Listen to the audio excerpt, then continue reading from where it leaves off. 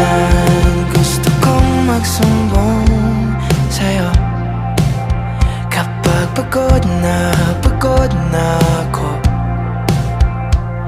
Tama pa bang init na yakap mo